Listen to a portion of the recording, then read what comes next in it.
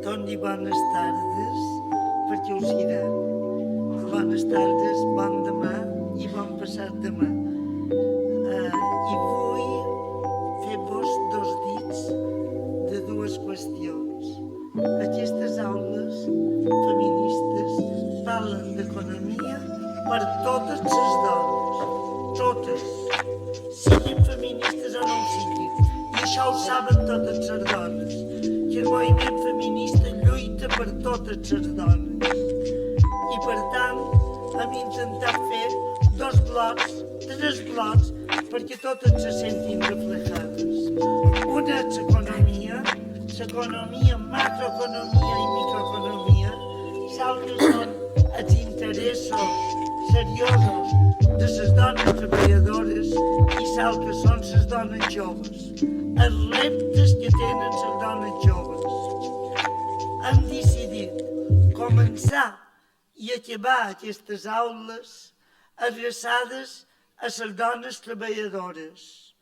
I per això hem pensat que havia de començar aquestes aules amb una aportació en perspectiva de gènere de la reforma laboral. I per això tenim la taula que ara na Toni vos presentarà. Però jo la vull presentar a ella, perquè a més de ser una amiga, és una dona a la que admiro molt. La Toni Ferrer Joan és des de fa molt de temps, ja he perdut la noció, ja dirà ella, és temps, la directora de l'oficina de la dona d'Eivissa.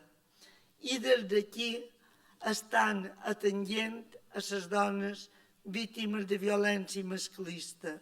Estan duent una gran labor i estan millorant la qualitat de vida cada dia de les dones. Per tant, Toni, moltes gràcies. I, a més, té experiència en la moderadora de les aules. Així que tens la paraula.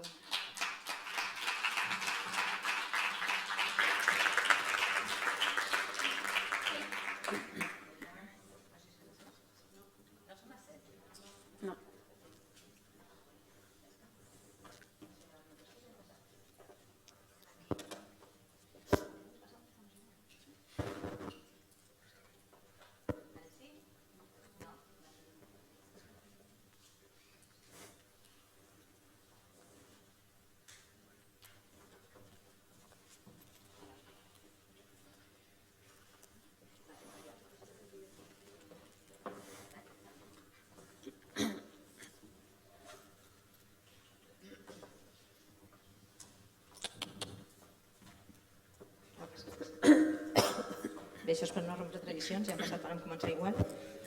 Ui, i ara s'acopla.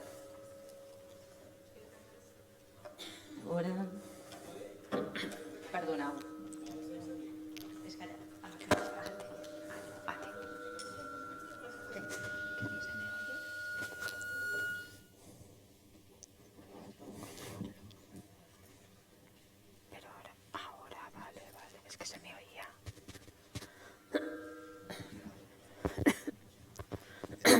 Esperemos que no.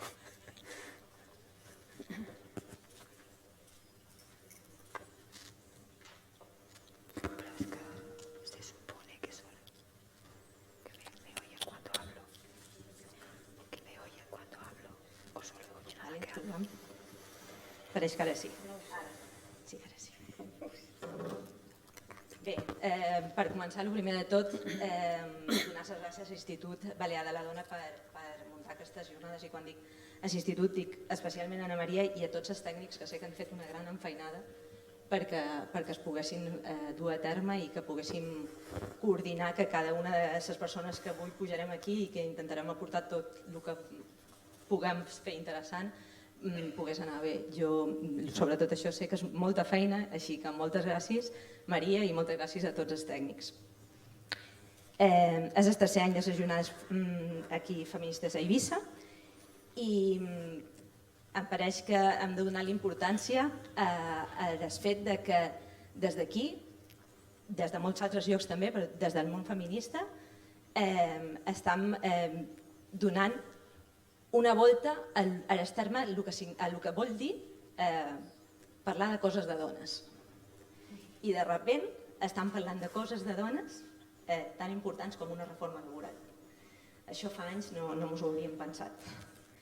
I jo crec que li hem de donar molt de valor a el que estan fent i a aquesta possibilitat de poder pujar aquí i agafant un micro poder parlar de totes aquestes coses. Intentaré ser molt breu. Vos presentarem a les participants el primer de tot. Me permetreu que llegeixi perquè els currículums són importants. Per començar tenim com a participants el conseller el senyor Llagone de Luela. Ell va néixer a Santiago de Compostela i és llicenciat en Dret per la Universitat de Santiago de Compostela. Des d'abril de 2008, inspector de treball del Cos Superior d'Inspectors de Treball i la Seguretat Social. De febrer de 2010 a juny de 2011, director de Treball de les Illes Balears. I mitjançant resolució del conseller d'Economia i Competitivitat, de 25 de febrer de 2014, va ser nombrat àrbitre per actuar en reclamacions en matèria electoral de representants de treballadors a l'empresa i els òrgans de representació del personal al servei de les administracions públiques. Al juliol de 2015 va ser nomenat conseller de Treball, Comerç i Indústria de les Illes Balears i des de juliol de 2019 és conseller de Model Econòmic, Turisme i Treball de les Illes Balears. Quasi res. Lo que parece es que soy muy mayor.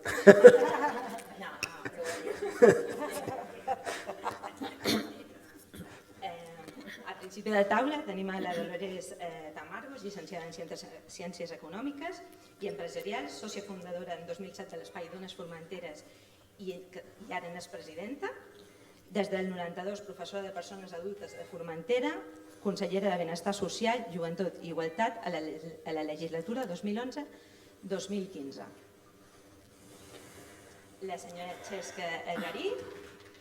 La Xesca, a mi m'agrada molt la presentació que em va preparar, perquè ella es defineix com a dona feminista i mare d'una altra dona. També és amiga i parella. I a més de tot això, és mestra i especialista universitària en coeducació. I això ho vull remarcar, perquè per ella és molt important el tema de la coeducació en el món de l'educació. I per descriure la seva feina, ella em va explicar que més que una feina és una forma de vida, perquè és sindicalista. I com a sindicalista ha desenvolupat diferents funcions i càrrecs de responsabilitat a la Unió General de Treballadors i Treballadores, UGT, tant en l'àmbit sectorial de l'ensenyament com a la direcció territorial del sindicat. A més, actualment és vicesecretària general i secretària de Polítiques Socials i Igualtat de la Unió General de Treballadors i Treballadores de les Illes Balears.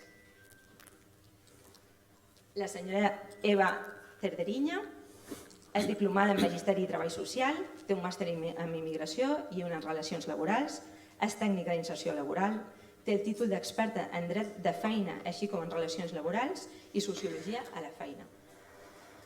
I professionalment ha estat docent a diferents centres educatius, ha estat tècnica en la Direcció General d'Immigració, Conselleria d'Afers Socials, Promoció i Immigració i actualment és membre de l'executiva de comissions obreres de les Illes Balears des de l'any 2010.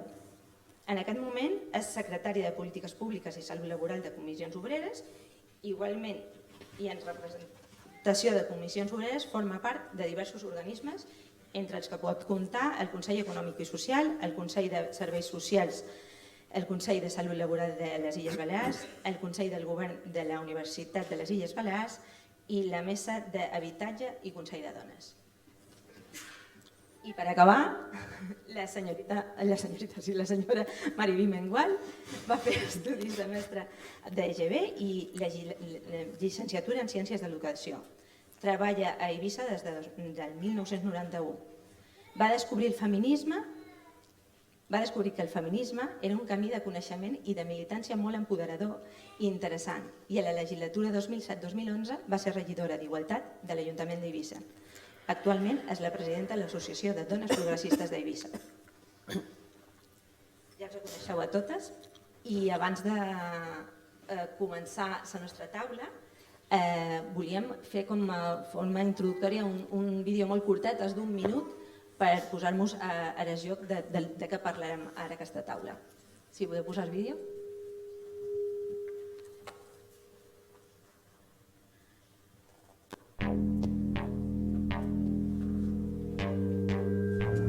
yo me pongo a los mandos de una máquina, ella no diferencia si yo soy un hombre o soy una mujer. Llevo peleando desde hace más de 11 años con un restaurante propio y eso no me lo da ningún programa. Es que cuando te dicen una vez soy una chica, 2 veces soy una chica, 3, 4, 5, sí, soy chica, no pasa nada. Que no llego, esto yo, ningún compañero lo he visto. Las que salen corriendo normalmente somos nosotras. Siempre tenemos que estar justificando nuestra valía. Parece que nunca sea suficiente. No es per-me res. Tu has confiat en esa persona. Volem ser lliures, no valentes. Es que yo soy una chica y bueno, yo también. Eso es de hombres, no hay ninguna mujer. Bordes, histéricas y ariscas. Esta se acuesta con Mala madre. No te gusta arreglarte. marimandona. Se sienten en la obligación o de aconsejarte, o de opinar, o de cuestionar. La desigualdad de género en el trabajo contada por ti. Si lo consigo, soy la excepción. Y si no lo consigo, soy lo que todas las demás, ¿no? Nos gustaría escuchar tu historia.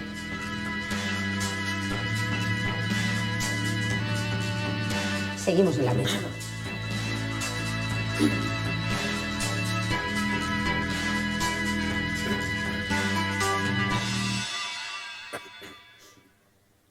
Això és el trailer d'un documental que es va fer en 2015 i desgraciadament podem dir que està tan d'actualitat avui com en 2015. Però en positiu també diré que s'està treballant molt i molt perquè això vagi canviant i d'això volem parlar avui. Començam amb el senyor Jacob Eruela, que si no... li donem primer la paraula i explicar que quan acabi la seva intervenció ella ha de marxar perquè han sorgit imprevistos, així que desgraciadament no podrà quedar-se a debatre amb nosaltres. Senyor Negueruela, quins han estat els avanços normatius dels darrers anys en matèria d'igualtat laboral? I si em permet una altra pregunta, quins han estat els primers efectes de la reforma laboral fins ara? Sí, son dos preguntas importantes, ¿no? Las dos. Yo primero disculparme, ¿no? Porque efectivamente me gustaría quedarme más al coloquio. Me quedaré solo con la primera intervención, no puedo participar después. Pero sí dar las gracias por la invitación, dar las gracias también a María, que siempre, como es ella, de forma insistente siempre pide que colaboremos y para mí es un orgullo participar siempre que nos lo pide. Yo creo que ha habido cambios, yendo ya a la cuestión, yo creo que ha habido cambios profundos en nuestro ordenamiento jurídico en los últimos años. No únicamente la reforma laboral, que es la segunda parte, sino toda una serie de marco normativo que va en una dirección de introducir en el mundo del trabajo una perspectiva, desde luego, que tienda a una igualdad que esperemos que cada vez sea más real. Yo creo que los cambios normativos empiezan a estar. Hay ámbitos en los que yo creo que, luego lo diré, podemos o debemos avanzar más. Ahora falta la transformación real en los centros de trabajo. Estamos haciendo primero esa parte obligacional, ahora falta la parte de velar por su cumplimiento y la integración real en las empresas. Yo creo que uno de los puntos más importantes viene en el 2007, con la Ley de Igualdad, una ley de igualdad que se hace en el Ministerio de Trabajo, por lo tanto tenía una perspectiva muy claramente laboral y que pues todos los que estudiábamos ya en ese momento, pues yo en mi caso para opositar a ser inspector ya veías que empezaba a introducir cambios que hasta ese momento, desde luego, nuestro ordenamiento no los tenía de una forma tan clara. Y, ciñéndome a la actualidad, los últimos cambios que se introducen en materia de igualdad, sobre todo en dos ámbitos, ya que tenemos poco tiempo, me ceñiré fundamentalmente en los registros salariales en las empresas y en las modificaciones de los planes de igualdad.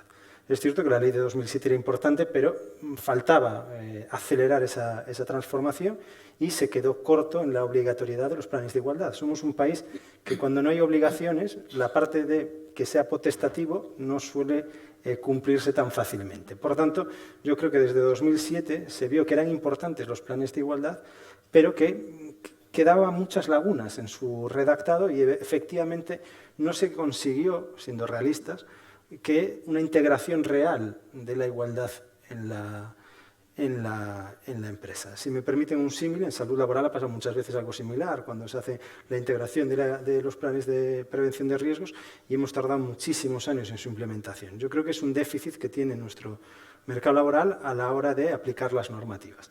Bueno, lo que se hace en los últimos años es la obligatoriedad a las empresas ya de más de 50, con lo cual el cambio ya es enorme porque entramos en prácticamente la parte más importante de nuestro tejido productivo con trabajadores y en este caso con trabajadoras asalariados y asalariadas en las empresas.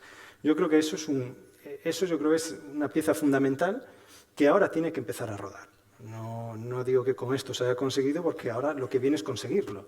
O sea, ahora viene todo el trabajo de desarrollo e implementación, pero yo creo que sí que es un aspecto que cambia, ¿no? Esa obligatoriedad de más de 50. Creo que además, y lo creo visto un poco cómo están funcionando los agentes de igualdad, que es una medida que hemos puesto en marcha, pactada con recursos del IBEDONA, creo que empieza a haber un cambio. O sea, creo que tanto en las organizaciones sindicales que están teniendo los agentes de igualdad para asesorar, como las empresas, las organizaciones empresariales que los están usando para asesorar, desde ese momento estamos viendo un incremento importante de los planes de igualdad registrados en la Dirección General de Trabajo. Hemos pasado, teníamos unos 100, que eran poquísimos, a más de 200, teníamos 100 con 34 registrados y ahora ya tenemos más de 200 con más de 101 registrados en apenas 6 meses, con lo cual sí que empezamos a ver que se empieza a acelerar porque vemos que las empresas, las campañas de inspección ya han empezado y por tanto vemos que yo creo que sí que es un elemento que integrará mejor toda la igualdad en la empresa y de forma transversal. Creo que a eso ayuda muchísimo el otro factor que se ha introducido, que es el registro de salarios. No es lo mismo hacer planes de igualdad con las hojas como los teníamos diseñados, que eran mucho más voluntaristas, si se me permite la expresión, que si lo acompañas a esos planes de igualdad de elementos obligacionales, ¿no?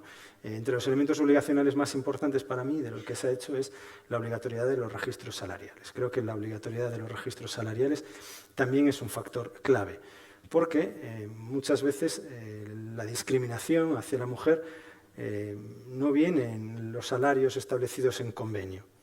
Ha habido convenios que sí, podemos discutir mucho, pero si partiésemos de que los convenios están bien hechos, que pasan los informes y que no hay discriminación en los salarios, donde sí venían después era en determinados salarios en las empresas a la hora de establecer determinados complementos no justificados que ahora tanto las organizaciones sindicales como los trabajadores, como la Inspección de Trabajo, pueden verificar esos registros y ver si determinados complementos lo que están escondiendo es una discriminación contra la mujer con mayores salarios, en este caso, porque son así, los salarios de esos complementos son normalmente a los hombres y no a las mujeres, ¿no? Por tanto, yo creo que eso es un elemento que hace que las empresas tengan que hacer un clic, porque desde luego se les va a mirar de otra forma. Y creo que las empresas, a la hora de hacer los planes de igualdad, están recibiendo mejor asesoramiento. Yo creo que, así como de 2007 ha costado mucho hasta el 2022, yo ahora sí veo más aceleración, por lo menos la percepción en nuestros meses, o al menos desde luego un interés más real porque saben que va a haber más control porque los eventos obligacionales son mayores. Yo creo que eso, de los aspectos normativos que no son de reforma laboral, creo que son importantes. Con toda una serie de cambios también en materia de empleo, de acceso al empleo, que se están empezando a introducir, con determinadas medidas. No me detendré porque tengo poco tiempo, pero bueno, hemos visto cambios y además hemos visto que se han actuado desde los cuerpos de inspección. Yo creo que hace 3 años en Baleares vimos un caso muy claro donde una gran compañía, una multinacional aérea, no diré el nombre, pero cambió todo su sistema de acceso al empleo porque tenía el test de embarazo para acceder a un puesto de trabajo, cosa que la inspección vio claramente como una vulneración.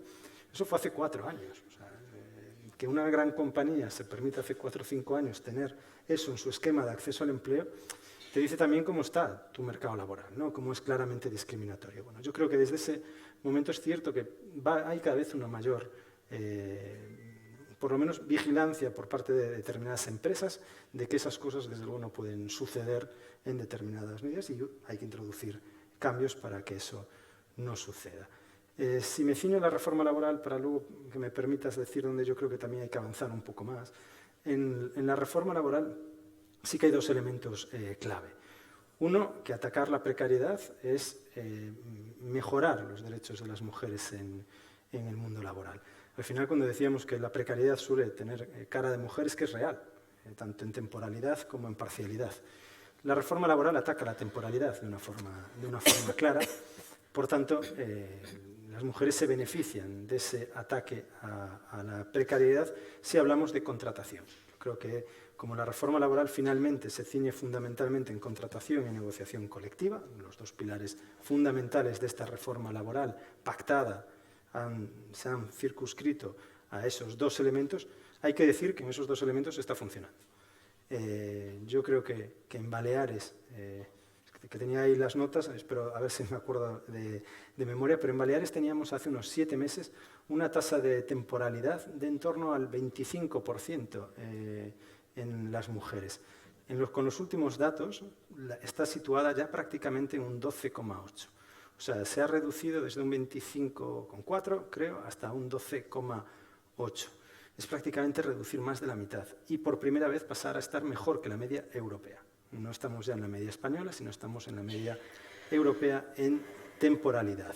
Eso es un cambio realmente importante en materia de contratación, porque da estabilidad y da una perspectiva diferente. Y es cierto que muchos contratos temporales eran ocupados por mujeres. Por tanto, el hecho de atacar la temporalidad, la precariedad, era vital. En segundo lugar, la parcialidad. También hay medidas que en estos últimos años se han ido estableciendo, los registros de jornada obligatorios en las empresas, una cada vez más actuación más dirigida desde la inspección a la parcialidad, el establecer medidas de cotizaciones adicionales, bueno, todo lo que se está introduciendo está permitiendo también atacar la parcialidad. La parcialidad yo creo que sí que era un elemento, desde luego, característico del empleo femenino. Son las mujeres las que tienen muchas veces contratos a tiempo parcial y, de acuerdo con la EPA, son las mujeres las que muchas veces no desean tener ese contrato a tiempo parcial, cuando hablamos de la parcialidad no deseada. En este caso hemos pasado de en torno a un 24%, 24% de parcialidad en diciembre del 21, a tenerla prácticamente en el 14,9%. Por tanto, hemos pasado de ese 24,8% a un 14,9%. En el caso de los hombres se ha reducido todavía más, se ha reducido 4 puntos menos, está prácticamente en el 11% la tasa de parcialidad, superando la media europea. Por tanto, en parcialidad es la mayor diferencia entre hombres y mujeres en mejora, o sea, los hombres la diferencia ha sido mayor en la reducción de la tasa de parcialidad, pero todavía queda un camino por recorrer hasta homologarse con los hombres en parcialidad. Yo creo que eso sí que es un cambio fundamental, porque ahora estamos en el 14,9, cuando te acerques al 12 es en lo que técnicamente estaríamos en parcialidad no deseada. La parcialidad puede ser deseada o no deseada, cuando te acercas al 12 es más que los contratos a tiempo parcial pues se presupone que son voluntarios. Cuando te acercas más a esas tasas y te alejas, y cuando en cambio te alejas del 12 es porque no es voluntaria esa parcialidad. Por tanto, nos quedan 4 puntos, pero hemos pasado del 24,8 hasta el 14,9. Es muchísimo, es un salto muy importante. Saltar esos 10 puntos porcentuales es un salto cualitativo enorme. Y yo creo que aquí la reforma laboral sí está incidiendo de forma directa, conjuntamente con las actuaciones que se están haciendo de inspección. Nosotros, en el Gobierno, los 7 años que llevamos, los 7 años es incidiendo desde la inspección en ese sentido. Yo creo que aquí es donde la reforma laboral tiene la mayor eficacia, a expensas de lo que suceda en la negociación colectiva, con todos los cambios que se han introducido por la reforma laboral, que ahora mismo tiene que tener un recorrido, ¿no? Sobre todo en materia salarial, en configuración de las estructuras de los convenios colectivos, que tiene que darse a partir de ahora, ¿no? Porque el otro fenómeno de las normativas laborales que estamos viendo, sobre todo en materia salarial, es que los aumentos del salario mínimo benefician fundamentalmente también a las mujeres, pero la negociación colectiva lastrada de la reforma laboral de Rajoy ha hecho que esos avances en convenio colectivo no hayan sido de la intensidad necesaria y ahora esperemos que la tasa de cobertura de los convenios colectivos que introduce la reforma laboral sea mayor, porque lo que nos ha pasado en estos últimos 2 años es que los aumentos del SMI lo que está haciendo es que cada vez haya más gente en SMI que en convenio colectivo, porque hay convenios colectivos que se ven absorbidos por el SMI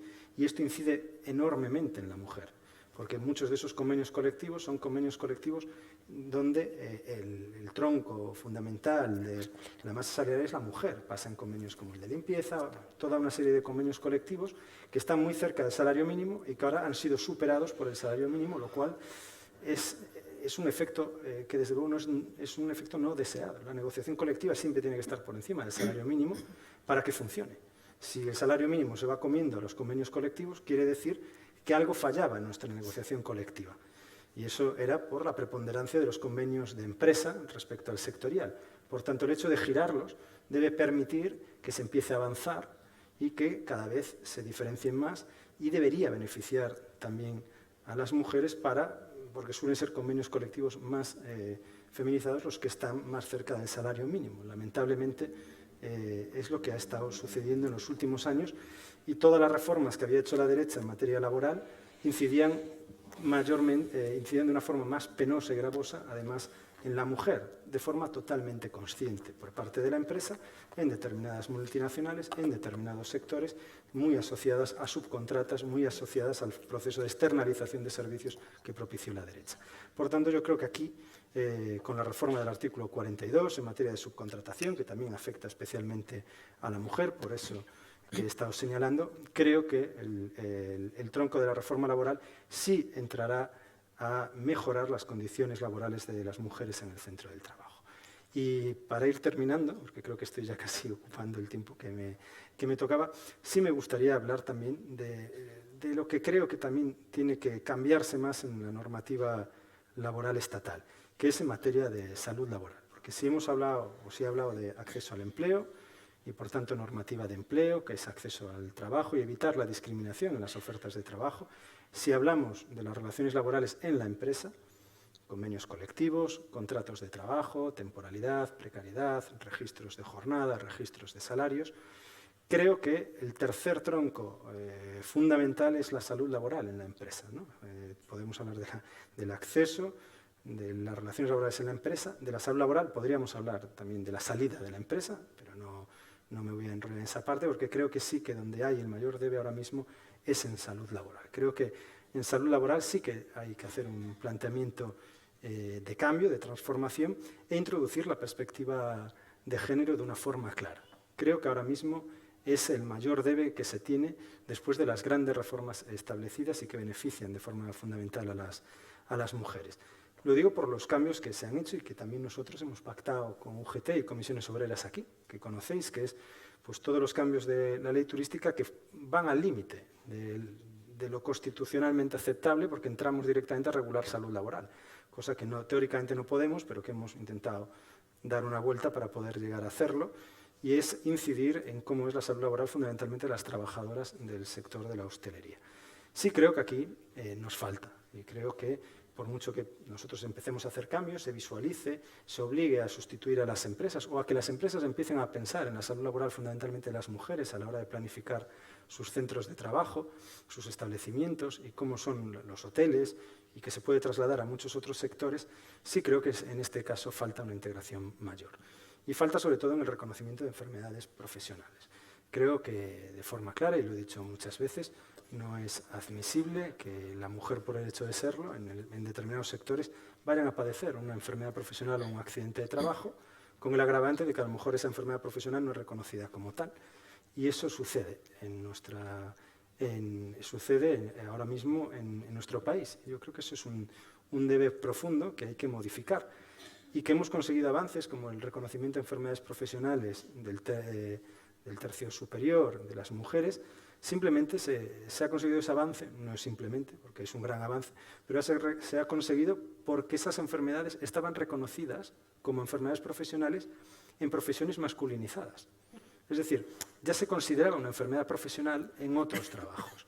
Estaba en el anexo del Real Decreto 1299/2006 que regula las enfermedades profesionales. Vale, pues ahí está todo el anexo. Y ahí, en determinadas profesiones, eso ya estaba categorizado como que podía ser una enfermedad profesional. Y estaba en sectores masculinizados y por eso se ha conseguido implementar, en este caso, en el sector de la hostelería.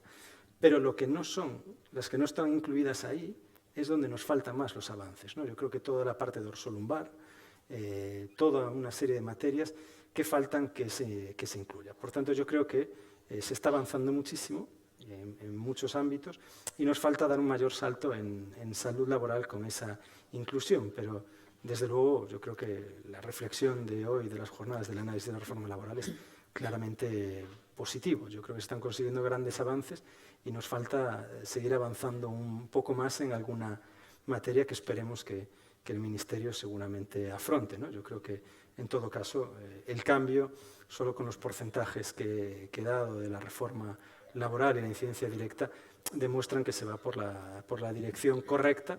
Ahora nos falta la implementación de los planes de igualdad real en las empresas y conseguir una mayor integración, que yo creo que ese es el reto de las empresas y el reto de las organizaciones sindicales, el reto de la inspección de trabajo, el reto de las administraciones públicas que estamos encargadas de tutelarlo.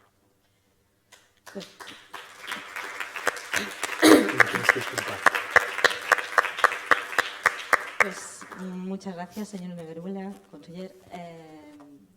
Sé que ha sido muy breve, pero bueno, hoy toca así, los imprevistos y se tiene que marchar. Sí. Vamos a empezar el debate, porque con el señor Negueruela no va a poder quedar, con Dolores. A mí me gustaría que, para empezar, nos hicieras una introducción a la problemática que abordamos en esta mesa.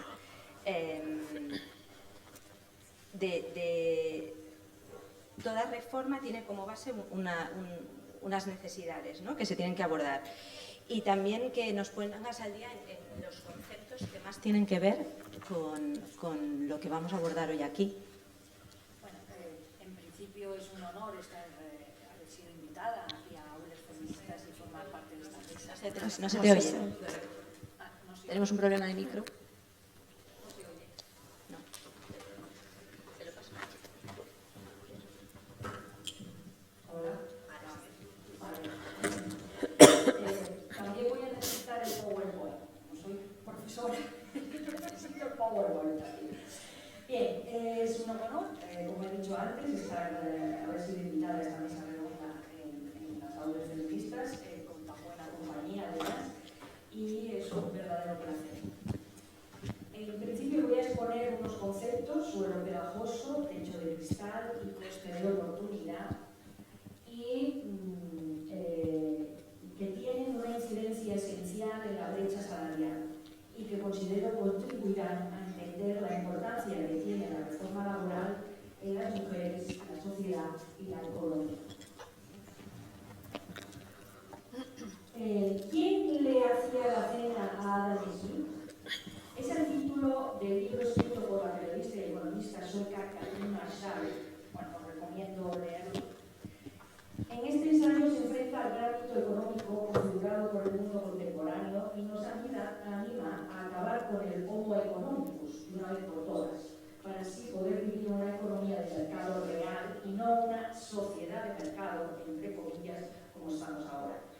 En el siglo XVIII, Adam Smith atribuía al interés egoísta del cervecero, el panadero o el carnicero el hecho de que su cena llegara puntual a la mesa cada noche. Así rodaba la actividad económica. El padre de la economía, soltero, obvió que su madre cocinaba siempre para él. En la economía enlatada del Producto Interior Bruto, el amor y los cuidados no existen. La cuestión sobre quién le hacía la cena cada noche es un pequeño detalle cuya trascendencia se ha convertido en una equivocación garrafal a medida que la ciencia económica ha ido tomando relevancia con el peso del tiempo. Pero resulta que todavía hoy la economía se centra en el interés propio y excluye cualquier otra motivación, ignora el trabajo no pagado de criar, cuidar, limpiar y cocinar, e insiste en que si a las mujeres se les paga menos es porque su trabajo vale menos, porque si no.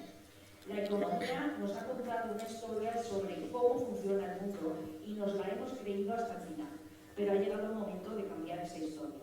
El hecho de que la mitad de la población, las mujeres, haya trasladado, en muchos casos simplemente ampliado su actividad del hogar al mercado, es un terremoto cuyas consecuencias, en cierto modo, seguimos ignorando.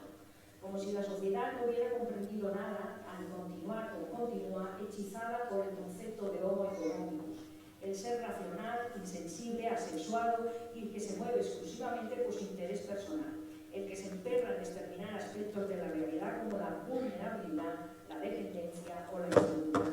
sobre cómo no solo hay un segundo sexo, sino también una segunda economía. O dicho de otra manera, frente al trabajo de los hombres, que es el que cuenta el invisible de las mujeres, frente al desarrollado en el espacio público, considerado productivo y por lo tanto con valor social y económico, el que tradicionalmente ha estado en el privado y que en consecuencia se ha considerado más una proyección natural de la feminidad que un auténtico motor de la economía. Necesitamos una nueva definición de lo humano, una definición que subraye además nuestra interdependencia, nuestra condición de seres carentes y por tanto la necesidad que tenemos de los otros. Ana de Miguel decía seres cuidables, somos seres cuidables en su último libro Ética para la Feria. De ahí que debamos empezar por superar las múltiples huidas que caracterizan al hombre económico, de la inseguridad, de la debilidad, de las diferencias sobre el cuerpo y las emociones. En definitiva, como sentencia Catherine Marshall, para que la economía pueda solucionar los problemas de la especie humana, es imprescindible que no siga fijándose ciegamente en una fantasía masculina en la que hay un solo sexo. No basta, pues, con añadir mujeres a la mezcla y evitar. Hace falta reformar nuestras sociedades, economías y políticas. O lo que es lo mismo, hemos de decir adiós al hombre económico y construir una sociedad que dé cabida a una concepción más amplia e integradora de lo humano. Las consecuencias de esta economía social es la feminización de la pobreza. Cabe destacar que las mujeres realizan el 66% del trabajo en el mundo y producen el 50% de los alimentos, solo reciben el 10% de los ingresos y poseen el 1% de la propiedad.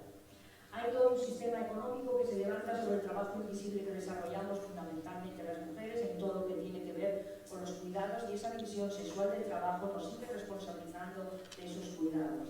Esto es la principal causa que nos penaliza y se utiliza como argumento para penalizarnos a las mujeres en el resto de ámbitos de la vida en general y en particular en el ámbito laboral. Existen sesgos conscientes e inconscientes que afectan al empleo, a las condiciones laborales y a la promoción profesional de la mitad de la población, las mujeres. Sesgos derivados de los roles y estereotipos de género que debemos combatir, los cuales se traducen en estas dos barreras invisibles, el suelo pegajoso y el techo de cristal, que influyen profundamente en el coste de oportunidad de las mujeres. ¿A qué llamamos suelo pegajoso? Se dice de la realidad a través de la cual las mujeres sufren una serie de obstáculos que les impide desarrollarse en el mundo laboral o en la esfera de lo público. Representa la realidad que sufren las mujeres a la hora de introducirse en el mercado laboral desde su base, ya que la sociedad hace que todo lo relacionado con el cuidado y el hogar recaiga sobre ellas. El suelo pegajoso, por otro lado, se refiere a la precariedad de los trabajos generalmente tomados por mujeres y lo difícil que se les hace a las mismas salir de esos lugares. Parte del trabajo de madres, esposas y cuidadoras del hogar que hace que las mujeres se encuentren como adheridas a un suelo que les dificulta el crecimiento laboral y su realización personal lejos del ámbito familiar. En concreto, hace referencia a las dificultades que tienen las mujeres en comparación con los hombres para abandonar los puestos de trabajo más precarios con valores con mayor temporalidad o con peso o con peor remuneración, como antes decía Iago, ¿no? Es precisamente donde se concentra la mayoría de las mujeres, la segregación horizontal. El suelo pegajoso también se refiere a cómo la mujer que dedica más tiempo a los cuidados no es tenida en cuenta dentro del sistema empresarial, más bien es excluida. Esto no repercute solo a nivel salarial, sino también en la representación social, las ideas, la promoción e incluso en el crecimiento profesional y personal. ¿Qué es el techo de cristal? Es la fuerza invisible que impide a las mujeres acceder a cargos directivos o promocionar verticalmente. Se dice del límite invisible desde el exterior que impide el crecimiento laboral o ascenso a las mujeres dentro de una empresa. Aquí se cumple también la segregación vertical, en que normalmente los hombres ocupan las posiciones más altas de mando y las mujeres las subordinadas. La brecha se refleja en la falta de representación de las mujeres en muchas actividades y carreras, y muy especialmente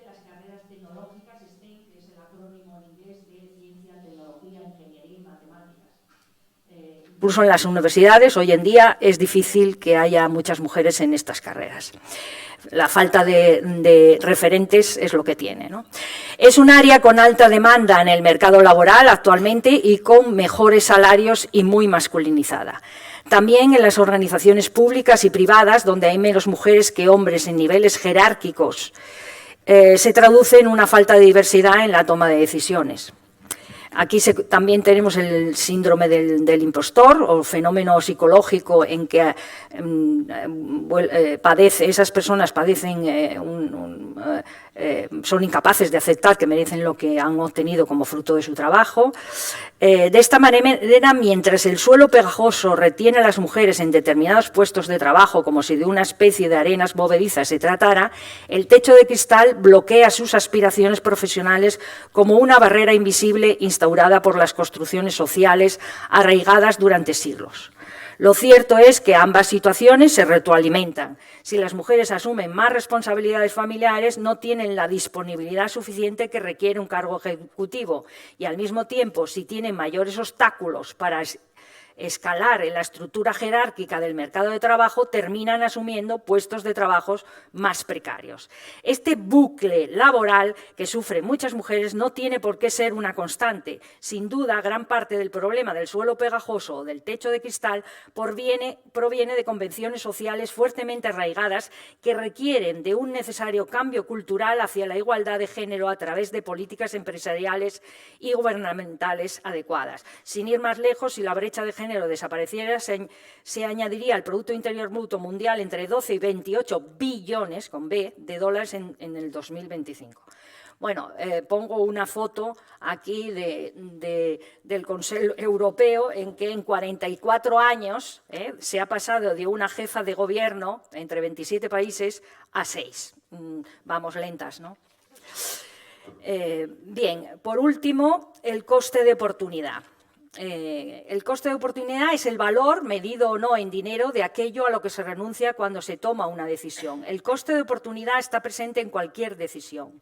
Es uno de los conceptos básicos en economía, es una métrica económica que ayuda a evaluar las consecuencias derivadas de cualquier elección realizada. En definitiva, cada vez que las personas, las familias y los gobiernos o las empresas toman una decisión, están renunciando a las alternativas no escogidas. En este caso, se dice que la decisión tiene un coste de oportunidad porque al elegir una opción en detrimento de otra, se está dejando pasar una oportunidad. Se me olvidó pasar este. Bien, como sabéis, la igualdad de género es uno de los 17 Objetivos de Desarrollo Sostenible marcados por las Naciones Unidas. Es evidente que a los gobiernos y a la ciudadanía nos queda mucho camino y mucho trabajo hasta convertirla en una realidad. Bien, quiero acabar con unas imágenes de lo que es la desigualdad y las medidas. Las herramientas para paliarla no pueden ser iguales, tienen que ser a medida, ¿no? Porque lo que se pretende es la equidad y la justicia, ¿vale? Entonces, yo creo que 1000 palabras, ¿no? Bien, hasta aquí. Gracias.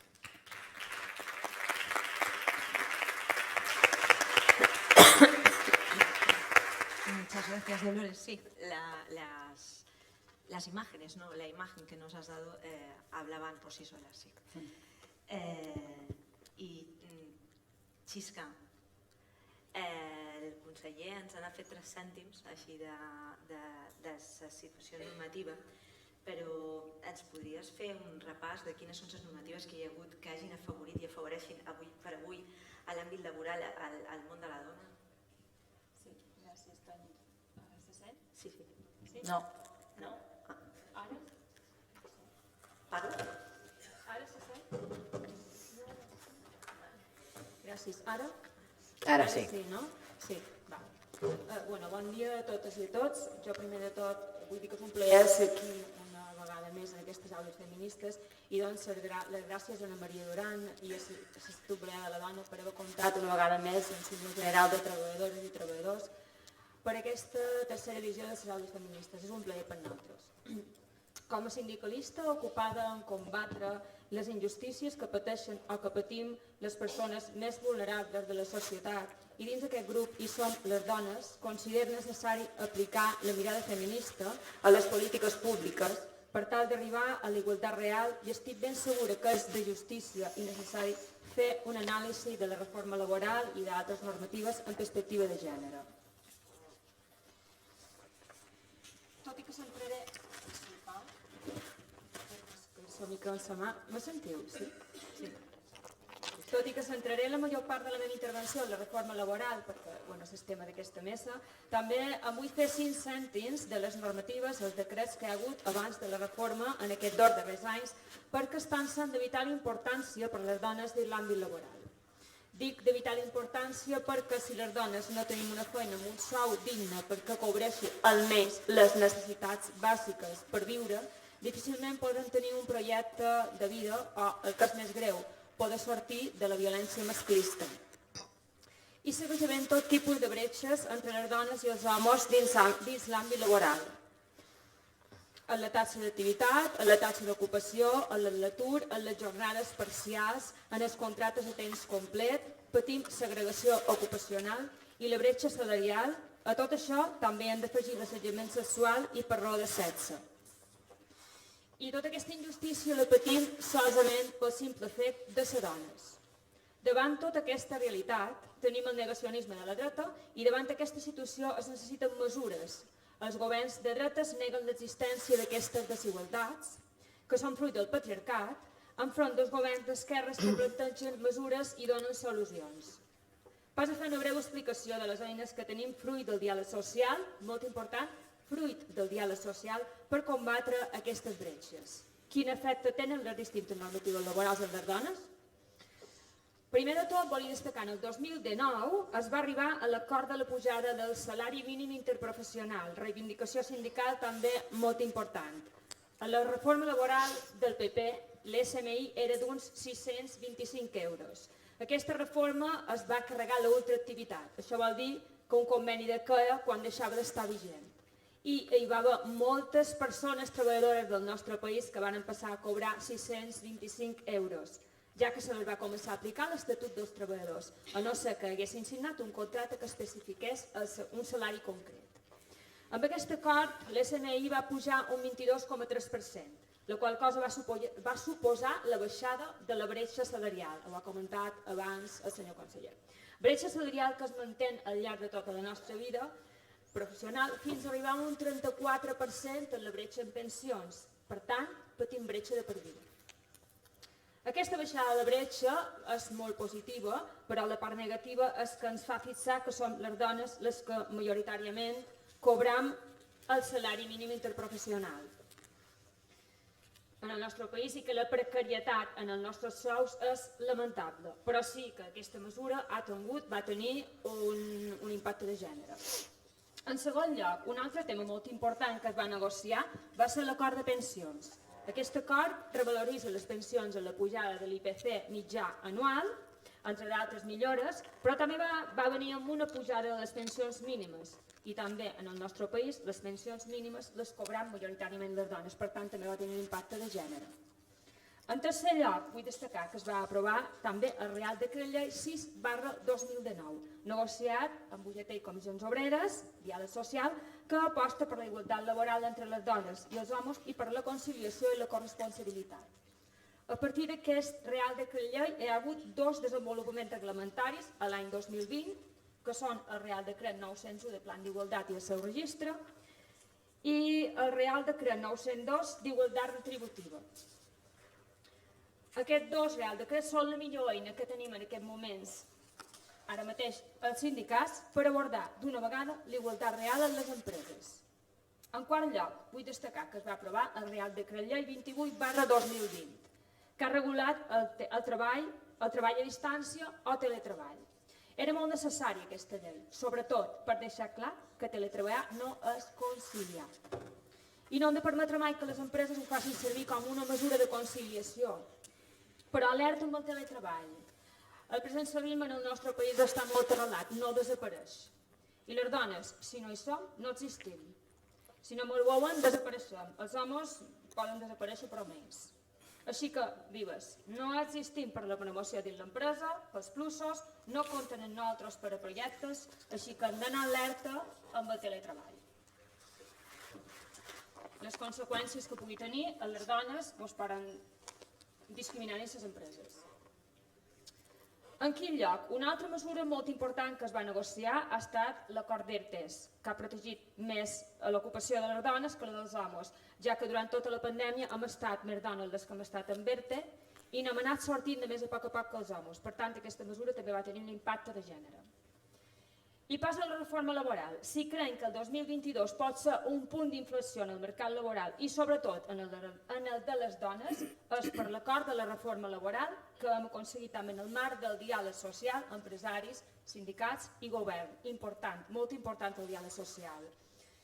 La reforma laboral és un bon acord. Des del 2012, la reforma laboral d'un govern de dretes que només va comportar atur, precarietat i temporalitat, els sindicats de classe han fet el que ha estat necessari per aconseguir derogar-la i situar-nos on som avui. L'objectiu de la reforma laboral del 2012 era d'avaluar els sous i de regular les relacions laborals. Per això, aquella reforma va ser realitat per una decisió unilateral del PP. Mentre que l'objectiu d'aquesta nova reforma laboral és reforçar la negociació col·lectiva i equilibrar les relacions laborals. Per això era fonamental el consens en la mesa del diàleg social. Jo crec que hi ha 5 fets clau de la reforma laboral a destacar, tots ells tenen impacte de gènere, però jo en xerraré de 2, ja que altres companyes d'aquesta mesa xerraran d'altres punts. El primer fet clau que jo vull destacar és el canvi en les contractacions. La temporalitat ha de disminuir en el nostre país, en aquest moment ja està disminuint. Amb aquesta nova reforma laboral el contracte indefinit es posiciona en primera línia passant a ser el contracte principal, es redueixen les condicions per poder fer un contracte temporal, com se poden fer per substitucions dins les empreses o per circumstàncies de producció de l'empresa, es limita la seva duració en el temps i l'encadament d'aquest tipus de contractes temporal desapareix. S'elimina el contracte per obra i servei, que tot aquest temps passat ha tingut una important presència femenina i del qual les empreses han abusat. I no hi ha més tipus de contracte temporal.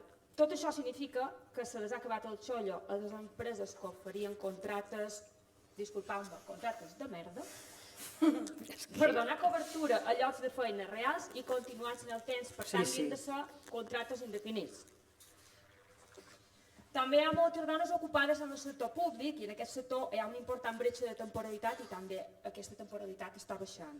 Per tant, en tots aquests canvis de tipus de contractació es veuran dignificades les condicions laborals i això afectarà positivament sobretot a les dones, ja que són nosaltres les que ocupem la temporalitat i la precarietat. El segon fet clau que jo vull destacar de la reforma laboral és el reforç en la negociació col·lectiva. La reforma laboral del 2012 del PP cercava d'avaluar els salaris i l'ocupació i debilitar la negociació col·lectiva. Cercava que la classe treballadora perdés la força sindical necessària per tal que les mesures empresarials que es volguessin adoptar sortissin sense cap tipus d'oposició. Per això es va complementar també a la coneguda Llei Mordaza. Per tant, un dels principals objectius de la nova reforma laboral ha estat recuperar aquesta força sindical donant protagonisme a la negociació col·lectiva. En aquest sentit, s'han habilitat 2 mesures. La recuperació de la plena ultraactivitat dels convenis, això és que mentre no s'acordi un nou conveni mantindrà plena vigència el conveni anterior, per tant es protegeix el salari. Aquesta mesura afecta de manera positiva principalment els sectors feminitzats, que ho hem sentit abans amb el conseller. Per altra banda, es recupera la prioritat aplicativa en matèria salarial del conveni sectorial respecte al de l'empresa. Una empresa no podrà fixar un sou en el seu conveni inferior al que estigui fixat ja en el conveni sectorial.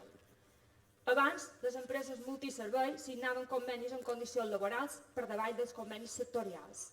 Tot això va fer que es devaluassin les condicions laborals d'homes i de dones. Però, casualitat, majoritàriament, el sector serveis, que és un sector molt feminitzat, per tant, hi va haver milers de dones en el nostre país que van veure empitjorades les seves condicions laborals. Partint del principi de que tota la classe treballadora ha de prosperar de manera equitativa, això era totalment inadmissible. Per aquest motiu, també s'ha canviat l'article 42.6 de l'Estatut dels Treballadors, garantint així que el conveni d'aplicació en les contractes i subcontrates sigui el del sector de l'activitat desenvolupada en l'empresa. El que hem aconseguit revertint tot això és que quan vagin decaiguent tots aquests convenis d'empresa, i entri en vigor el conveni del sector, hi haurà convenis que tindran unes pujades salarials de 1.000, 2.000, 3.000, 5.000, fins a 12.000 euros anuals. I la majoria d'aquests sectors, com he dit abans, són sectors feminitzats, comerç, cures, dependència, contact centers. I per tant, en les modificacions de la nova reforma laboral, les condicions laborals i salarials de milers de dones del nostre país es milloraran substancialment. Totes aquestes mesures que he comentat són molt importants i necessàries, però jo vull destacar-ne una, que crec que és la que tenim més força els sindicats avui dins les empreses, i és l'elaboració dels plans d'igualtat. En l'elaboració d'aquests plans d'igualtat tenim el diagnòstic de l'empresa i per primera vegada coneixem moltes dades del que passa a l'empresa, com es fan les contratacions, qui té les contratacions, com està la classificació professional, qui fa la formació dins les empreses, com es fan les promocions, si hi ha o no el protocol d'assetjament sexual o per raó de sexe. Totes aquestes dades de les empreses no les havien sabut mai i ara els sindicats les tenim, i en tot això el que faran els plans d'igualtat és corregir tot el que està fallant a les empreses i provoca la discriminació a les dones. Vull destacar que els acords de la reforma laboral són un punt de partida que dona solucions a una realitat que vivim cada dia. Però aquest no és l'inici ni tampoc el final de res. És una continuació d'un seguit molt llarg d'acords que he explicat al principi de la meva intervenció i molt d'altres que segurament encara han d'arribar. Vull dir això, que la reforma laboral és contínua. I ja per acabar vull fer uns comentaris. Com heu vist, tenim totes les eines per acabar les desigualtats que patim dins l'àmbit laboral. Si voleu fixat, no he donat, al llarg de la meva intervenció, no he donat cap dada, ja que sempre diuen el mateix, que estan en pitjors condicions respecte dels homes en qualsevol input que analitzem. I la reflexió que crec que ens començam a fer moltes dones, al manco jo la me faig, és que tot és sospitosament lent. Sí, exacto, sospechosamente, sí. Tenim tanta raó com tenim. És tan just el que proposam a les meses, que és que tinguem les mateixes respostes de l'agenda pública de la democràcia que tenen els homes.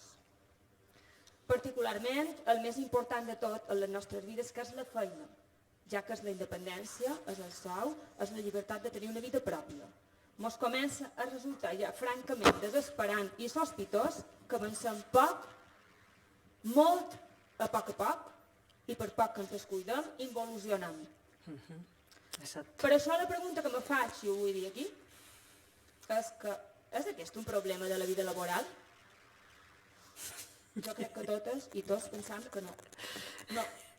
Aquest és un problema que ve de la mateixa vida, del patriarcat, i s'acaba reflectint, en definitiva, en pitjors condicions laborals per nosaltres, les dones. Aposta crec que també hem de fer un discurs molt més general del que està passant. Perquè si no, pareix que tot ho acabem reduint en els plans d'igualtat, on totes aquestes mesures que he explicat que són molt importants en aquestes eines dins l'àmbit laboral, no us ho llevo importància perquè hem d'arribar a la igualtat i hem de tenir eines. Però el problema ve d'una societat que encara no ha acabat d'acceptar per complet que quan a les dones ens resulta atractiu sortir a la vida laboral i lluitant per anar a la formació, a l'educació, a la feina i a la llibertat d'un sou, ens motiva profundament fer aquest vot que mostreu de les mares, a les bomberes, enginyeres, el que vulguem ser. En els homes les ha de resultar també interessant, atractiu i compensatori per la seva satisfacció personal i incorporar-se a la resta de coses que les dones han fet gratis al llarg de la història, perquè no poden fer aquesta revolució totes soles. Si tot això no es revoluciona, les dones estan assumint els rols antics i els nous en una situació francament desesperant. Els que estan en els seus espais, que són els homes de tota la vida, han de fer també la seva revolució i el seu corresponent replantejament. I això no s'està produint.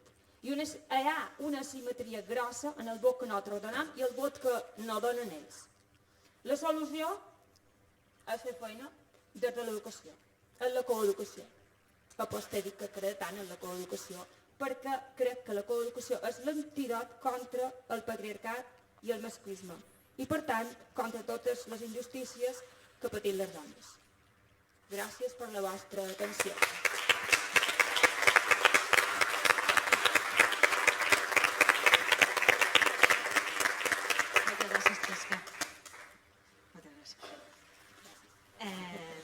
Eva, la Xesca ha dit que no volia parlar de dades, però igual no us interessa sentir-les. Estaria bé, si els teniu, des del sindicat, si tinguéssim dades properes, dades d'aquí, de Lluïsa i Formentera, si pots fer-nos una aproximació. Sí, bueno, antes de nada, muchísimas gracias a Libedona y a su directora María Durán por invitarnos también a estas jornadas, a estas terceras jornadas que ya empiezan a ser jornadas maduritas y adultas. O sea, eso es la mejor síntoma de que, bueno, que han tenido muchísimo éxito y que han sabido incentivar y motivar a las personas en general. Sí, un poco como datos y un poco relacionándolo, relacionándolo con lo que han comentado las anteriores compañeras, y en concreto la compañera de UGT, ¿no? De las modificaciones importantísimas que ha habido en la connotación y cómo esas modificaciones han, sobre todo yo creo que favorecido especialmente a las mujeres. Yo os voy a dar unos cuantos datos, muy poquitos, porque son las 6 de la tarde más o menos, y sé que a estas horas ya estamos todos un poco cansados y los datos nos marean. Pero sí quisiera daros 4 datos. Son datos correspondientes que comparan el primer semestre del año 2021 con el primer semestre del 2022 y son datos relativos a Ibiza y Formentera. Es un poco para que veamos, lógicamente la reforma todavía es una reforma joven, tiene este escaso recorrido desde los 6 meses primeros del año 22, pero creo que en la comparación intersemestral 21-22 nos puede ya ir aproximando a esos efectos positivos que está teniendo la reforma laboral en la contratación y, como insisto, en la contratación específicamente de las mujeres. En primer lugar, y ya os digo, repito, son datos de Ibiza y Formentera. La contratación de las mujeres ha crecido en esta comparación intersemestral un 75,30%. Se ha pasado de 11.559 contratos en el primer semestre del 2021 a 20.264 en idéntico periodo del 2022. Una contratación que incluso ha crecido más que en el caso de los hombres, ha crecido 4 puntos más que la contratación de los hombres. Después del total de contratos firmados por mujeres en el primer semestre del 2022, incluyendo los fijos discontinuos, 79 de cada 100 son indefinidos y 21 de cada 100 temporales. El porcentaje en el 2021 era completamente a la inversa, un 25% de indefinidos y un 75% temporales. Por otra parte, del total de contratos indefinidos, 81 de cada 100 son fijos discontinuos. En el 2021 el número era 63. Esa apuesta que hace la reforma laboral por el contrato indefinido y por el contrato fijo discontinuo está empezando a tener un claro traslado a los datos. Y del total de contratos indefinidos, excluyendo los fijos discontinuos, o sea, nos quedaría un total de 3.117, 69 de cada 100 son a tiempo completo. Esto también es una mejora con respecto al año pasado, que eran 68. Y luego yo creo que hay aquí un dato importante y muy importante, porque hablamos de la contratación temporal, bueno, ahora se denomina contratación de duración determinada, pero aquella contratación que une ambas cosas, temporalidad y parcialidad, que es la nota característica de la contratación de las mujeres en esta comunidad autónoma y en general en todo el Estado. Como os digo, la contratación temporal y a tiempo parcial, esa doble precariedad, pierde peso. 33 de cada 100 contratos temporales son a tiempo parcial. En el 2021 eran 38. Como consecuencia de esta mayor y mejor contratación de las mujeres, y según la EPA del segundo trimestre de este año 2022, la tasa de empleo es de un 55%, 5 puntos más alta que en el 2021. La tasa de paro es de un 10,71%, disminuye casi 6 puntos con respecto al 2021. Una reducción del desempleo que además, y esto creo que también es muy importante, afecta especialmente a las mujeres jóvenes entre los 16 y los 34 años. Y también decrece la tasa de paro de larga duración, que es de un 4,09%, 4 puntos menos que en el 2021. Otras consecuencias que podríamos destacar de esta notable reducción de la temporalidad y de la parcialidad en la contratación de las mujeres es, por una parte, las mejoras salariales y unas cotizaciones mayores tanto a la hora de futuras prestaciones de desempleo como de pensiones. Y otra cuestión no menos importante, la reducción de los índices de siniestralidad laboral y menor vulnerabilidad frente a la violencia de género en los centros de trabajo bajo la forma de acoso sexual y por razón de sexo. Bien, yo sí me voy ahora a centrar en dos aspectos en concretos de la reforma laboral y también veremos, aunque de una forma muy resumida, la incidencia que está teniendo ya en el mercado de trabajo de las mujeres en esta comunidad. El primer aspecto es creemos, al menos y compartimos con UGT una de las cuestiones fundamentales que introduce la reforma laboral, que es la limitación de los despidos por causas económicas, técnicas, organizativas o de producción, mediante herramientas de flexibilidad temporal que contribuyan al mantenimiento del empleo. Hasta ahora, ante un periodo de crisis, lo que se hacía era recurrir a la salida más sencilla y rápida, que era el despido. Sin embargo, la experiencia de los ERTE nos ha mostrado otra forma de actuar más eficaz y eficiente. Su puesta en marcha en la crisis COVID-19 ha posibilitado que el empleo no sufra un descenso mayor que la caída económica y se ha recuperado antes incluso que la actividad económica y el Producto Interior Bruto. La reforma establece dos tipos de ERTE. Por una parte, tendríamos los ERTE ordinarios, que se facilita su tramitación de estos ERTE ordinarios, que pueden darse por causas económicas, técnicas, organizativas y producción, así como aquellos basados en una causa de fuerza mayor de carácter temporal, determinada por decisión de la autoridad pública competente, incluida aquella orientada a la protección de la salud pública, son lo que se denominan habitualmente los ERTE ETOP. Algunas de sus características son: se prioriza, en la medida que ello sea viable, lógicamente, la reducción de jornada frente a la suspensión del contrato. Durante la vigencia del ERTE no se podrán realizar ni horas extraordinarias, ni nuevas externalizaciones de actividad, ni nuevas contrataciones laborales, excepto que aquellas personas en suspensión de contrato o reducción de jornada no puedan, por formación o capacitación u otras razones justificadas, desarrollar esas funciones y siempre con información previa a la representación legal de las personas trabajadoras. Cabe la posibilidad igualmente de afectación o desafectación a las personas trabajadoras mientras dure el ERTE y por causas justificadas. En otras palabras, te reincorporas al trabajo durante un tiempo determinado y tras su finalización vuelves a situación de ERTE. Asimismo, las empresas que desarrollen acciones formativas durante el ERTE tendrán derecho a un incremento de crédito de la financiación destinada a este fin. Por otra parte, los beneficios en materia de cotización siempre estarán condicionados al mantenimiento del empleo.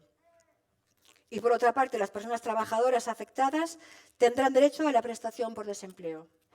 Y una última cuestión a destacar: desaparece la posibilidad que tenían las administraciones públicas de acudir a los despidos colectivos. El segundo tipo de ERTE es el denominado mecanismo red, que permite igualmente la solicitud de medidas o bien de reducción de jornada o bien de suspensión de contratos.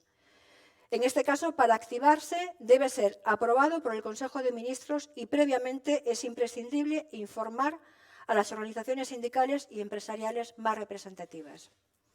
Hay dos modalidades del mecanismo red. Una primera modalidad sería la denominada cíclica, cuando se aprecia una coyuntura macroeconómica general que aconseje la adopción de instrumentos adicionales de estabilización con una duración máxima de un año. Y la segunda modalidad es la sectorial, cuando en un determinado sector o sectores de actividad se aprecien cambios permanentes que generen necesidades de recualificación y de procesos de transición profesional de las personas trabajadoras. De hecho, la solicitud debe ir acompañada de un plan de recualificación de las personas afectadas. En este caso, tiene una duración máxima inicial de un año y la posibilidad de 2 prórrogas de 6 meses cada una. En ambas modalidades, las personas trabajadoras pueden acceder a una prestación específica por desempleo, sin necesidad de acreditar un periodo mínimo de cotización previo. Una prestación que se extenderá como máximo hasta la finalización del periodo de aplicación del mecanismo RED. Sí es lógicamente obligatorio inscribirse como demandante de empleo. El acceso a esta prestación específica no implicará además el consumo de las cotizaciones previamente efectuadas a ningún efecto. Una prestación, eso sí, incompatible con la realización del trabajo por cuenta ajena o por cuenta propia a tiempo completo, pero que sí permite la realización de otro trabajo por cuenta ajena a tiempo parcial. Es una prestación incompatible tanto con prestaciones lógicamente por desempleo o subsidios, o con la prestación por cese de actividad, o con la RAE, la renta activa de inserción, o con el ingreso mínimo vital.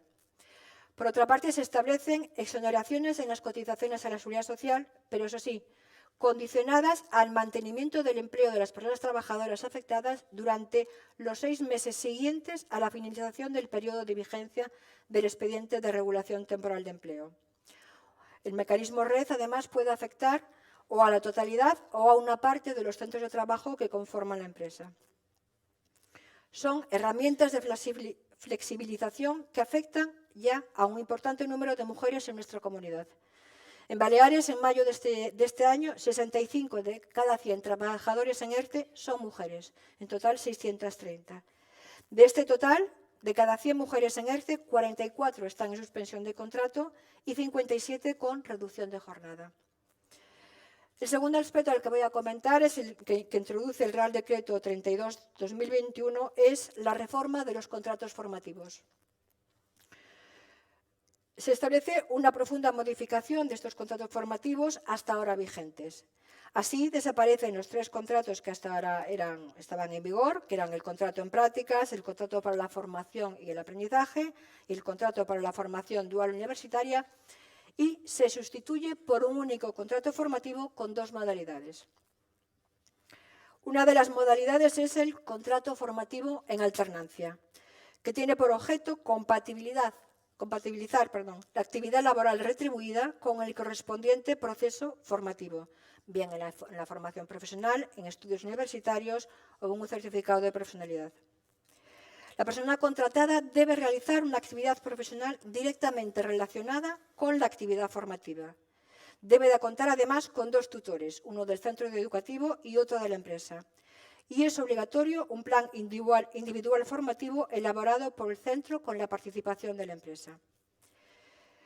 El límite de edad para formalizar este tipo de contrato es de 30 años, excepto si se trata de estudios universitarios, certificados de profesional a nivel 3 o cursos de especialización de formación profesional, o en el caso de determinados colectivos, por ejemplo, personas vulnerables, donde no hay límite de edad.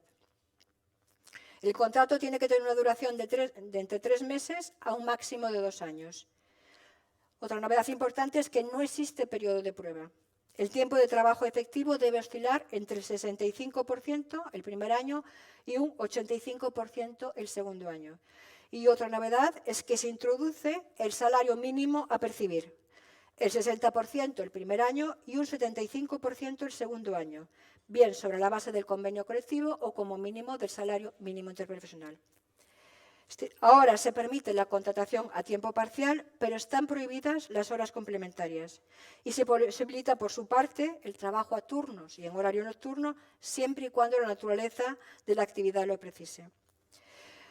La segunda modalidad del contrato formativo es el contrato formativo para la práctica profesional, cuyo objetivo, como su nombre indica, es la práctica profesional adecuada a nivel de estudios que ya posee la persona, bien ya sean estudios universitarios, formación profesional, máster o certificado de profesionalidad del sistema DFP. Es un contrato que se puede realizar en los 3 años posteriores a la terminación de los estudios, o 5 incluso en el caso de las personas con discapacidad. Su duración aquí oscila entre los 6 meses hasta un máximo de 1 año, y jornada y salario según establecido convenio colectivo, y un salario que en ningún caso puede ser inferior al salario mínimo interprofesional. Están prohibidas las horas extras, excepto en el caso de fuerza mayor. Aquí hay un periodo de prueba que no puede ser superior a 1 mes. Tanto en una modalidad como en otra deben siempre formalizarse por escrito. Si el contrato se celebra en fraude de ley o la empresa incumple sus obligaciones de formación, se entenderán concertados como indefinidos de carácter ordinario. Además, el contrato debe incluir, como hemos comentado, un plan formativo individual. Si al término del contrato la persona continuase en la empresa, no podrá concertarse un nuevo periodo de prueba, ya que la duración del contrato formativo computa a efectos de antigüedad en la empresa. Asimismo, ambos contratos tienen plena acción protectora en materia de seguridad social. El nuevo contrato formativo, yo creo, y en mi opinión, puede contribuir a proporcionar un marco adecuado para la incorporación de las personas jóvenes al mercado laboral. Y por otra parte, también creo que favorecerá especialmente a las mujeres de sus mejores y mayores niveles educativos en nuestra comunidad. En Baleares, las mujeres tienen una tasa de abandono escolar del 11,9%, casi 7 puntos menos que los hombres. 86 de cada 100 mujeres obtienen el título de ESO, frente a un 70% de los varones. Hoy tenemos una tasa bruta de escolarización en FP grado superior del 22,6%, idéntica a de sus coetáneos masculinos. Y por otra parte, 1.664 mujeres han sido egregadas en formación universitaria en el curso 2020-2021, 889 los hombres. Y en estrecha relación con este dato, 51 de cada 100 mujeres tienen titulación superior, los hombres 42. Los datos de contratación en Ibiza y Formentera nos muestran el crecimiento de este tipo de contratos en comparación también intersemestral. Si en el primer semestre del 2021 no se celebró ni un solo contrato de este tipo, en el 2022 las mujeres han firmado ya 12 contratos formativos frente a 0 de los hombres. Como hemos venido comentando, creo que todos los que hasta ahora hemos intervenido, la reforma laboral ha provocado sin duda un cambio sustancial en las relaciones laborales en nuestro país. Los datos, provisionales aún, dado el escaso recorrido de los cambios normativos, revelan que efectivamente las mujeres se están viendo afectadas positivamente por este nuevo paradigma. Pero también siguen existiendo importantes brechas entre mujeres y hombres. Y aquí es conveniente abordar la cuestión del empoderamiento de las mujeres, nuestra presencia en los ámbitos de toma de decisiones. Porque más mujeres en puestos de decisión, en mesas negociadoras, en comités de empresa y en secciones sindicales, se corresponde con más preocupación por algunos problemas específicos que no siempre son percibidos por los hombres. Problemas como el acoso sexual, el déficit en corresponsabilidad, la brecha salarial, la feminización de la pobreza, la falta de perspectiva de género en la salud laboral, entre otros. El trabajo de las mujeres sindicalistas y feministas, o mejor dicho, feministas y por lo tanto sindicalistas, se encuentra principalmente ubicado en la base de lo material, del componente económico y social como elemento clave del empoderamiento y la autonomía personal de las mujeres. Tenemos claro que nuestro feminismo se cruza los problemas de clase y de género, sin perder de vista los derivados por cualquier otra circunstancia o condición, personal o social, que además se derivan y se articulan en aquellos.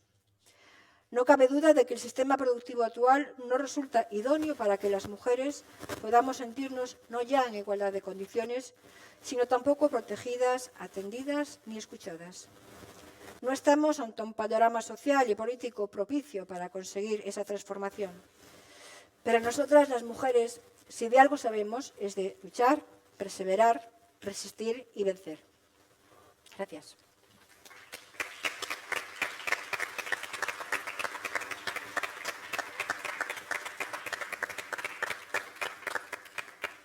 Muchas gracias, Eva. Creo que nos estamos poniendo bastante tiempo. Creo que vamos muy justas, pero és necessari aclarir. Jo crec que és evident un avançament en els temes de reforma laboral, però és veritat que tota aquesta situació que acompanya la dona dins del món laboral no acaba de ser el que hauria de passar i segons les imatges que hem vist, tots els canvis són molt lents. Jo te diria, què està passant? Quina és la relació tan potent entre el patriarcat i l'economia que pareix que no avancem mai? Moltes gràcies, Toni. Parlem des de les associacions feministes. Què volem? Aquí, tant des dels càrrecs polítics que han intervingut les companyes també, tant en les qüestions tècniques com en qüestions que posem damunt la taula. Què està passant? Com pot ser? Tenim les dades. Persones que des de la universitat i des d'un discurs feminista han elaborat una interpretació de la realitat, de lo que passa al món, de lo que passa a la nostra societat i en general a totes les cultures. Què passa? Ja tenim les dades digregades per sexe i en tot moment ens donen una informació on de manera òbvia tot lo femení, efectivament, el patriarcat, és aquesta estructura de dominació que segueix vigent, aquest discurs que, malgrat que s'està desmuntant des dels centres del saber, des de les tesis, des de les propostes que fan els grups feministes i que fan les dones en tots els àmbits en els que participen. Com pot ser que aquesta desigualtat sigui tan real, tan extesa i, efectivament, la perspectiva de la millora en aquesta normativa laboral està clar que significa una millora, però també sabem les dones i també sabem les feministes que la lluita que sovint realitzem pot tindre unes passes enrere realment atroces. Ho dic perquè si ara estem fent passes per millorar les condicions laborals i els contractes, com ens han comentat les companyes dels sindicats, també hem vist que el 2012, fa 4 dies, moltes de les que estem aquí ja militàvem en el feminisme, es va institucionalitzar, es va fer una reforma laboral que suposava un munt de passes enrere. Això, com és possible que ho arribem a acceptar? A saber que estem anant i de repent podem tornar altra volta enrere. Ho dic perquè la idea que ja hem gestionat i hem expressat diversos ponents que estem aquí, anem avançant, però queda un gran camí per davant. Anem avançant, però hem d'estar vigilants i hem d'estar a l'aguait perquè les passes enrere són realment en un significat de maldat, d'opressió i de maltractament cap a tota la societat en general, però cap a les dones especialment. I això no ho podem tolerar. I per això les associacions feministes seguim tinguent el nostre paper en la lluita, en la reivindicació i, a més de les associacions feministes, la gran importància de que les dones feministes estem participant de manera activa en qualsevol associació sindical, econòmica, política, laboral. Hem de ser-hi. Ens preguntam, sense trobar massa explicació, entre les dades que han comentat les companyes, que les dones treballen tant i que reben molt menys sou i que a l'àmbit mundial les dones, tant que treballem, són propietaris de l'1% de la propietat. Però això què és? Tantes dades que confirmen una realitat que és realment indignant. I aquesta realitat i aquestes dades han d'estar damunt la taula i hem de seguir lluitant per saber, per tenir el poder de, no sé, de que la nostra intenció és una intenció i un camí de justícia, és un camí d'igualtat i és un camí també d'amor, que és una paraula que ha sortit també aquí. Què passa? La part esta simbòlica que no sabem exactament a què atribuir lo masculí i lo femení, com pot ser que ocupe uns espais tan diferents. Lo femení té menys valor i lo masculí més? No té sentit. Totes les persones tenim dins de la nostra persona la necessitat de treballar, de relacionar-nos, la necessitat de la llibertat. I també totes les persones, aquesta consciència i aquesta necessitat i aquest compromís de cuidar, d'estimar i de dedicar-li temps. Ho dic perquè ja fa anys i ja fa temps que les feministes volem demanar que els homes s'impliquen en l'àmbit de les cures de la mateixa manera que les dones volem estar fora, volem guanyar el nostre sou, tindre la nostra llibertat i el nostre temps dedicat a les coses que ens agraden, sense descuidar el que és tan important i bàsic com és tenir cura de la vida dels nostres fills i filles, dels nostres pares i mares o qualsevol persona dependent o que en un moment donat necessita la nostra companyia o el nostre acompanyament. Ho dic perquè aquesta tasca, tant de guanyar sous i tindre unes condicions dignes de treball, com la tasca d'acompanyar els nostres fills i filles en el seu desenvolupament, és tasca dels homes i les dones. I estem convençudes que això ho hem d'exigir, com hem d'exigir a la nostra societat i als nostres governants, també que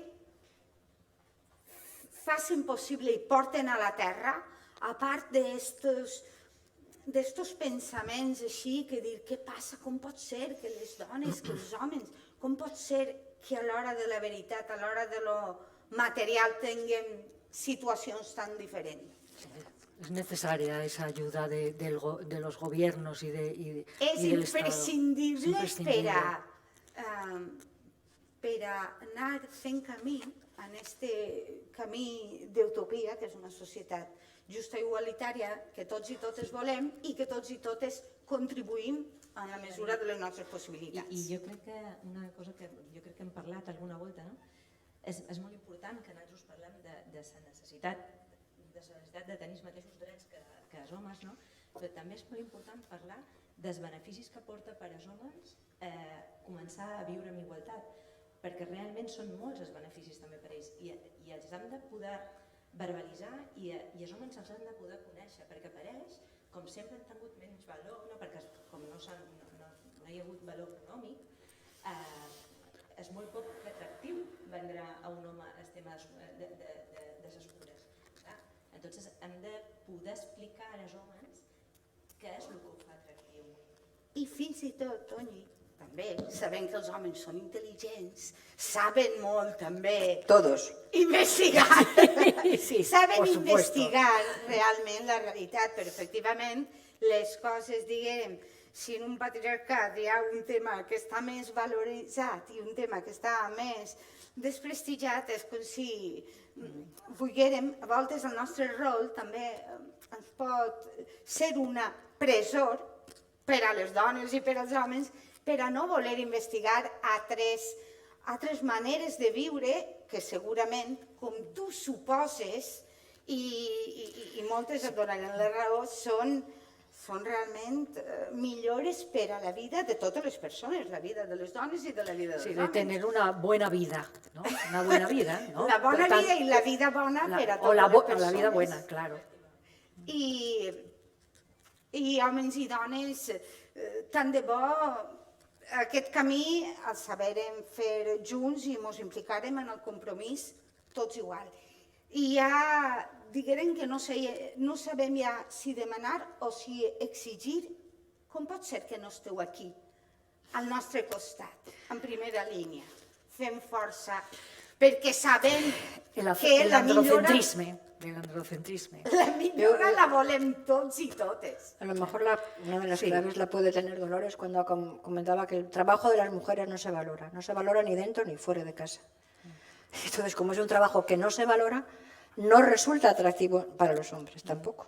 Pero eso lo hem de valorar. Claro, no, pero ese es el trabajo nuestro que tenemos que hacer. Perquè és que té tant de valor, té el valor de la vida, el valor de lo millor de la vida, Sí, però no és tan fàcil. o pot ser lo més proper. Sí. Tot és i en aquest camí anem. Es verdad, Gracias. no es nada fácil, pero yo creo que en eso sí que, como dice Chisca, el valor de la coeducación es el pico pala que tenemos todos la obligación desde nuestro rol, da igual, de madres, vecinas, tías, educadoras. Tenemos una educación diferenciada desde pequeños, desde que nacemos, y eso nos marca el resto de la vida. S'estan fent passes dins la coeducació, s'estan Por fent eso es passes, tan molt bones importante. passes. Hi ha un pla de coeducació, s'estan fent molt bones passes, però encara queda. Perquè, com he dit, tenim les eines dins l'àmbit laboral, els tenim, som crec que som el país amb lleis, un dels països millors, tenim unes eines per solucionar les diferències dins l'àmbit laboral, les discriminacions que patim, però encara hi ha discriminacions, perquè encara se promociona abans un home que una dona. Encara a sort de contratar en igual condicions, amb un currículum més bo una dona, encara contraten un home, encara segueix passant. És important tenir representació legal de les persones treballadores dins les empreses, perquè si ens donen un diagnòstic per fer un pla d'igualtat, la primera passa és el diagnòstic, ens hem de creure el que ens diu l'empresa. Sempre hi ha coses que t'xirrien i pots dir què està passant, aquí no mos heu desagregat aquestes categories professionals per sexes, aquests sous, val. Però ningú sap tan clar què passa dins l'empresa com la persona que hi treballa. Per tant, si tenim una representant legal de les persones treballadores, delegada sindical, delegada personal dins l'empresa, ens pot passar molta informació que potser aquell diagnòstic no du i no podem fer un pla d'igualtat millor. Per què dic això? Perquè és important també la feina sindical dins les empreses, perquè segueix passant, les discriminacions segueixen passant. I, molt important, això, és que jo, he sentit, la coeducació. La coeducació queda temps encara, però anem tira-tira. Jo estic cansada, anem massa tira-tira. Jo volia comentar que la coeducació està tan per tot, vull dir, la coeducació pareix que estem parlant de centres educatius, però educa en els videojocs, educa a TikTok, educa les sèries i els estereotips que segueixen reproduint-se i també eduquem des de casa en el que qui es cura, qui va comprar, qui t'ajuda a fer els deures, qui t'acompanya al parc. Sin ir más lejos, Ushuaia.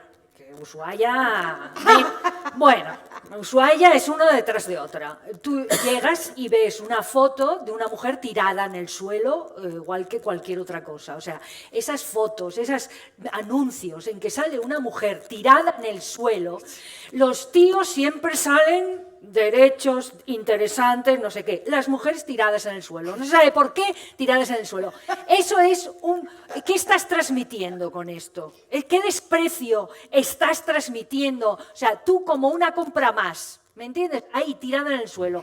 Y dices, claro, no es sexista, no, sí es sexista y es indigno para las mujeres y estás despreciándolas al máximo. Hombre, ya está bien. I això és continuo.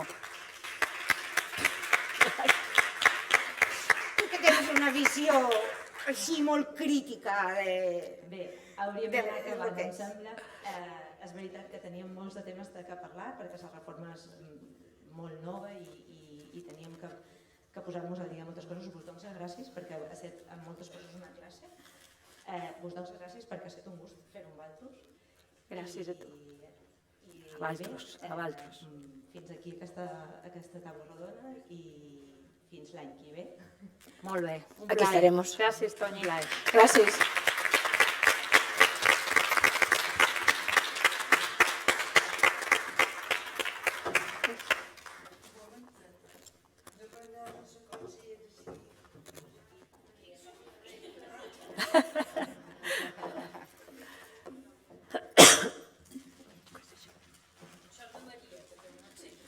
Sí, es que están... María. ¿Bombones? Gracias. Ay, me cachis. Muchísimas gracias. Qué bonito. Gràcies, moltes gràcies. Bueno, ahora abriremos. Perdón. Gracias. Pueden venir aquí detrás porque ya empezaremos a poner los micros y descansamos 5 minutos.